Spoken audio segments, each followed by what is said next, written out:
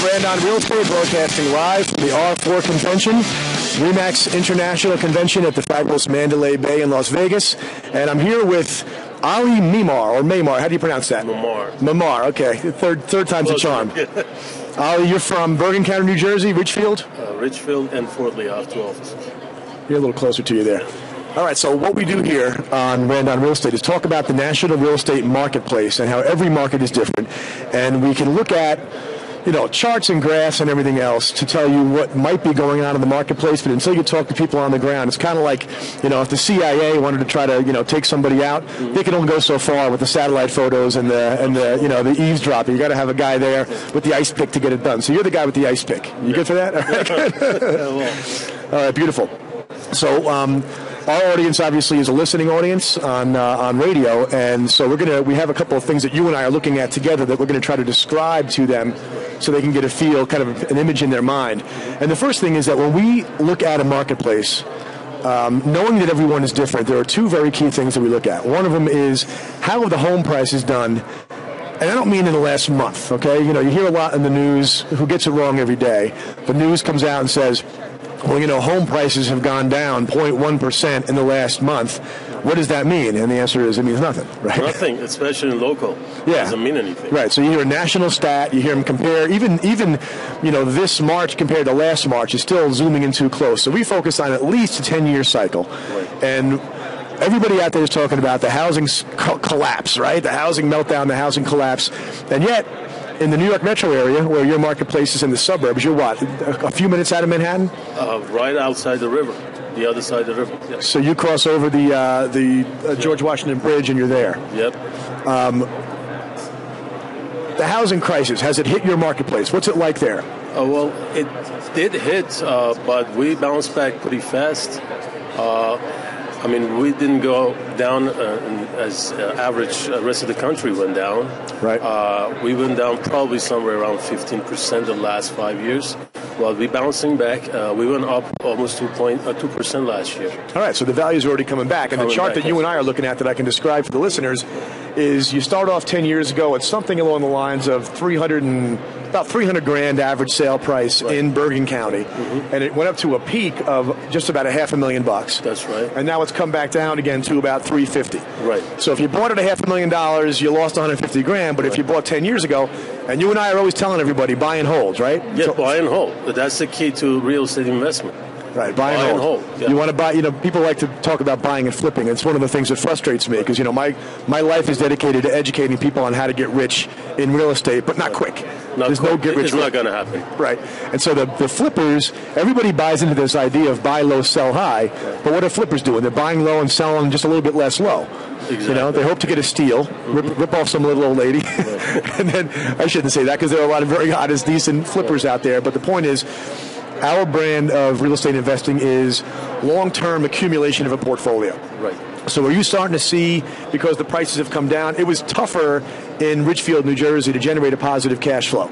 Meaning, of course, you buy it, you're paying a mortgage and taxes and expenses, and your rent is not necessarily going to cover if you pay $500,000 for it. That's right. But now at $350,000, are you starting to see places that weren't positive cash flow houses a few years ago now all of a sudden doing it? Yep.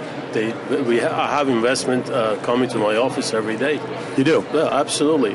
Thanks to investors and bargain hunter who are buying short sell. We're doing very well, but investors are customer confidence is getting up there. It's coming back. It's coming back, That's and beautiful. that's the main thing. And our business is thanks to being very close to the city, to Manhattan. Right. So we didn't get hit that much and that long, and we're bouncing back, and we're doing great. As a matter of fact, I had a best January in the last 5 years. You did? Yep. In home sales? In home sales. And what percentage do you think were investors? If you had to guess, the national stats say something along the lines of 23, 24%? In our area, is a little over 30. 30% are investors. Yeah, wow. Investors. I had an investor walk into my office end of December with $1.5 million cash, and he asked me to buy him a house. I've already bought him 4, and the 5th one went under contract Friday right before I leave. So he's paying cash for those? Cash for those. That's beautiful. See, everybody, the media has done a job on us. Right. You know, they just, I don't know what their perverse motivation is, but they've done a real job on us, because you'd think that everybody in the country is out of a job, dead broke, and underwater on their house. And the fact is that there are more people in this country who have houses that are paid off than there are people that have negative equity. But all you ever hear about. So here's a guy with $1.5 million. Everyone's supposed to be broke. I don't understand where this guy get the $1.5 million. Turns out that he didn't overextend himself. But the beautiful thing is that you mentioned consumer confidence is coming back. And historically, investor confidence in real estate is going to precede consumer confidence, because consumers are looking for a reason not to be scared anymore.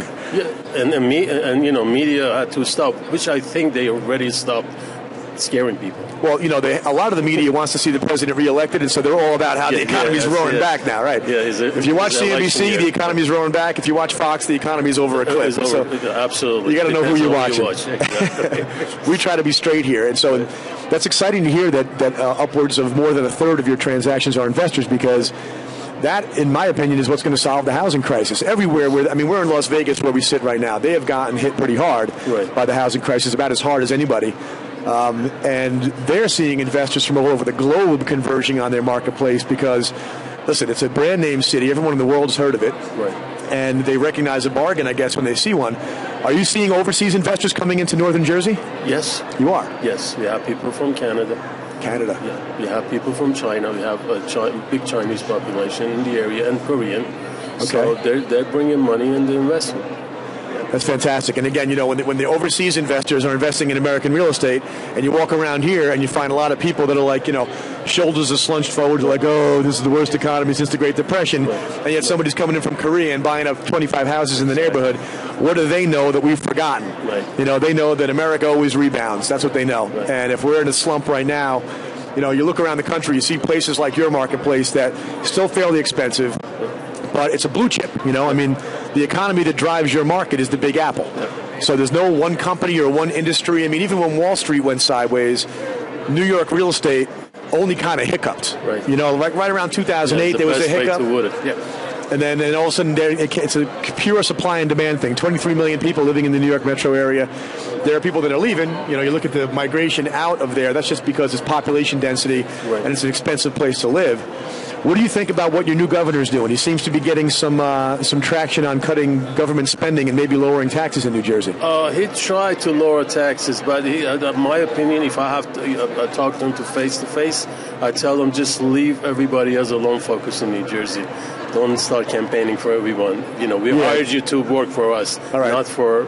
So stop not running for president. Exactly. Stop. That's a very good way to put it. Yeah. Stop not running for president. That must be a good place to be, though. Everybody's begging you to run for president. Right. That'll be a nice problem to have. Yeah. You think he'll do it?